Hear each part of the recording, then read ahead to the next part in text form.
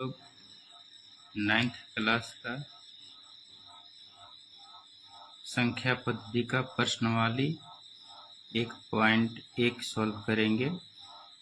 इससे पहले पिछला वीडियो में संख्या पद्धति का बेसिक बता दिए हैं। जो लोग वीडियो नहीं देखे हैं उसको जाकर देखें। आज प्रश्नावली 1.1 का पहला क्वेश्चन है, क्या शून्य एक परिमेय संख्या है? क्या इसे p/q के रूप में लिख सकते हैं, जहां p और q पूर्णांक है और q नॉट इक्वल टू 0 है? तो इसका उत्तर होगा हाँ, शून्य एक परिमेय संख्या है। इसे हम p/q के रूप में लिख सकते हैं, जैसे 0/1, 0/2, 0/3, 0/4 आदि, जहाँ p और q पूर्णांक है और q नॉट इक्वल टू 0 है। अगला क्वेश्चन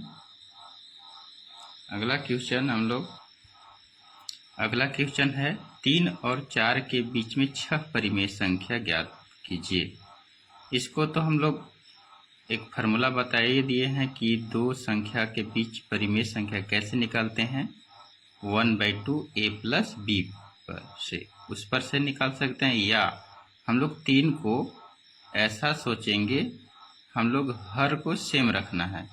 3 को ऐसा नंबर सोचना है कि काटने पर 3 आएगा। बड़ा नंबर सोचिएगा, क्योंकि 6 परिमेय संख्या आपको निकालना है।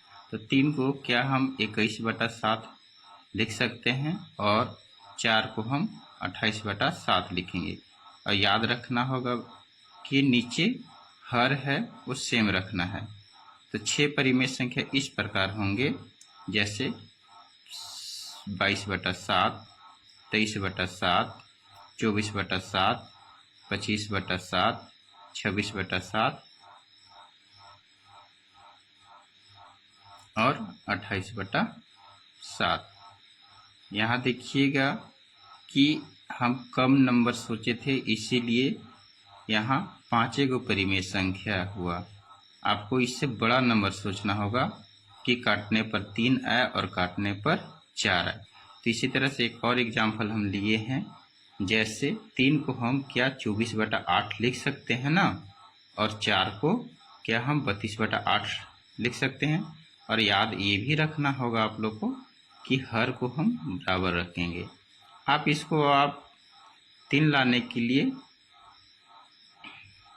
30/10 भी रख सकते हैं, और 4 को आगे रखने के लिए 40/10 रख सकते हैं। इसके बीच में जो भी नंबर आएगा वो लिख दीजिएगा, वो भी आंसर होगा। हम उससे कम सोचें, क्योंकि हमें 6 गो ही ज्ञात करना है। आपसे कभी कभी क्वेश्चन में 10 गो 8 गो पूछेगा, तो थोड़ा बड़ा नंबर सोचिएगा। ये रखना है कि दोनों को हर सेम रखना है, और वो काटने पर 3 आ जाए और 4 आ जाए। तो हम जो 3 को सोचे 24/8 और 4 को 32/8, तो 6 परिमेय संख्या इस प्रकार होंगे: 25/8, 26/8, 27/8, 28/8, 29/8 और 30/8।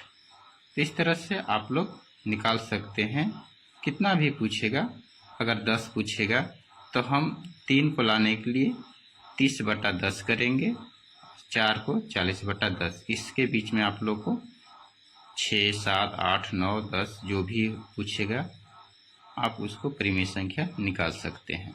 अगला क्वेश्चन हम लोग आते हैं। क्वेश्चन नंबर 3 है, जो बोला गया है 3/5 और 4/5 के बीच 5 परिमेय संख्या ज्ञात करना। यहाँ 5 गो परिमेय संख्या बोला गया है। आप ये फार्मूला के थ्रू निकाल सकते हैं, जैसे बताए होंगे बेसिक में, जो पहला वीडियो में है, जैसे 1/2 a + b। तो चलिए इसको सॉल्व करते हैं। कैसे? 3/5 को हम ऐसे लिखेंगे, हर को हमको बराबर रखना है दोनों को, तो दोनों तरफ हम ऊपर नीचे 6 से गुना कर दिए, और 4/6 से इसलिए गुना करें क्योंकि हमको बड़ा नंबर लाना है।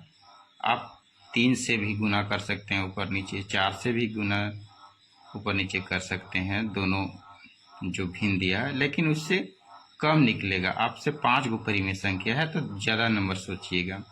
हम 3/5 को हर और अंश में 6 से गुना कर दिए और 4/5 में अंश और हर में 6 से गुना किए, तो 18/30 और 24/30 आया।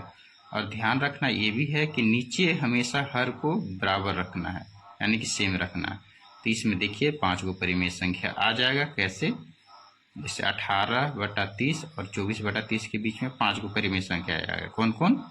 19/30, 20/30, 21/30, 22/30 और 23/30। और इसको इसी तरह से इसको और तरीका से कैसे सॉल्व किए हैं, जैसे 3/5 को हम 7 से गुना किए ऊपर नीचे में, तो 3 सतह 21 और 5 सतह 35।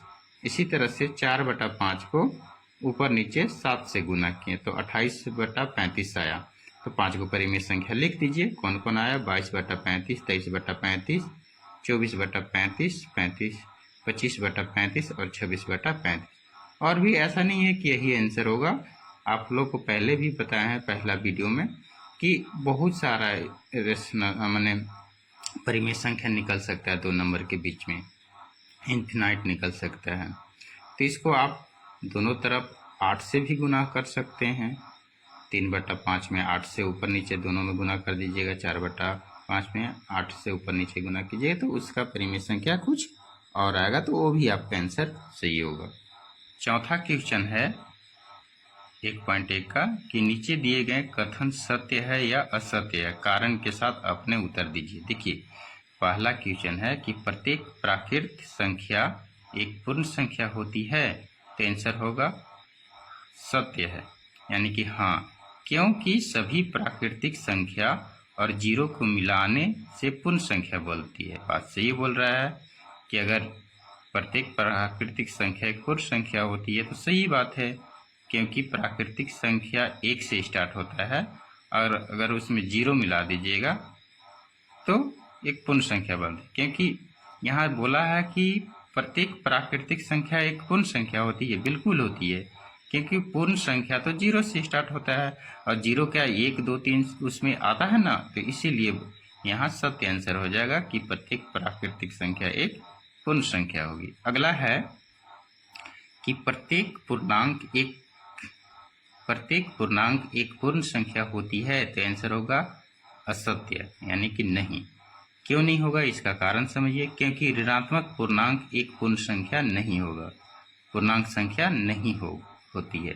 जैसे हमने पिछला वीडियो में बताया कि पूर्णांक संख्या उसको बोलते हैं जो नेगेटिव भी हो, 0 भी हो और पॉजिटिव भी हो। तो इसमें तो यहाँ बोला कि प्रत्येक पूर्णांक एक पूर्ण संख्या। हम लोग तो जानते हैं कि पूर्ण संख्या केवल पॉजिटिव वाला लेते हैं, धनात्मक वाला संख्या लेते हैं, इसीलिए असत्य हो गया, क्योंकि ऋणात्मक पूर्णांक एक पूर्ण संख्या नहीं है। तीसरा, इसी का चौथा का जो तीसरा क्वेश्चन है कि प्रत्येक परिमेय संख्या एक पूर्ण संख्या होती है, तो इसका आंसर होगा असत्य है, यानी कि ये भी गलत है। क्यों होगा गलत? इसीलिए देखिए क्योंकि परिमेय संख्या जैसे आप लोग जानते हैं कि जिसको p/q के फॉर्म में लिखते हैं उसी को परिमेय संख्या, जैसे 3/4, 1/3, 8/9 आदि। तो पूर्ण संख्या ये सब नहीं है। पूर्ण संख्या हम लोग उसको बोलते हैं जो 0, 1, 2, 3, 4 से स्टार्ट हो। ये तो p/q के फॉर्म में है, तो जितनी भी परिमेय संख्या होती है वो पूर्ण संख्या नहीं होती है। वीडियो अगर अच्छा लगेगा तो लाइक, कमेंट और शेयर कर दीजिएगा, और हम लोग नेक्स्ट वीडियो में 1.2 लाएंगे। धन्यवाद।